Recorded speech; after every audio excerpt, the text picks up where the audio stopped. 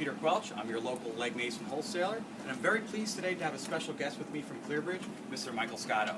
Now, Mike's going to come out and present for about 20 minutes or so, then we'll do a quick question and answer session. But before we begin, I'd like to ask you all a question. And I know this topic might make some of you feel a little uncomfortable, but I'd like to know if anyone here has ever been robbed. A couple of hands, that's actually more than I was expecting. But the truth is, if we're really being honest, we should all have had our hands up, because every day our banks are stealing from us. The typical savings account today pays such little interest that you'd be lucky to be able to afford a pack of gum by the end of the month. This is simply the reality of a zero interest rate environment. Savers are suffering while risk takers are being rewarded. Just take a look at these industry returns since March of 2009. The S&P 500 has had a cumulative return of 170%. U.S. high yield, 130%. The Lehman Ag, or the Barclays Ag, 25%. And if you felt like rolling 6-month T-bills for that whole time frame, the return would have been 40 basis points.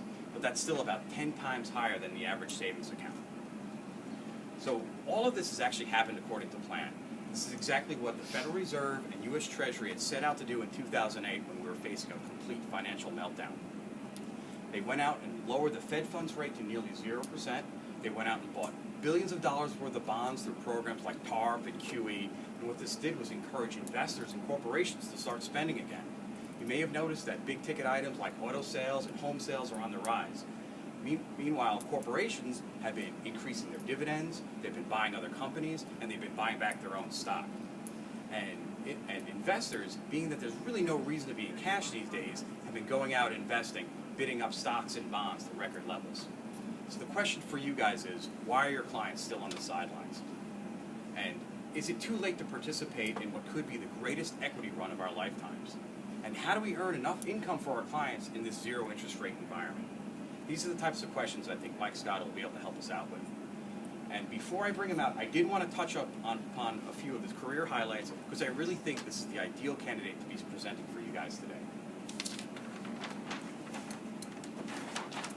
Mike Scotto started his career in 1984 as an advisor with Lehman Brothers. He basically sat in the same seat you guys sit. He dealt with the same problems and questions that you guys face on a daily basis.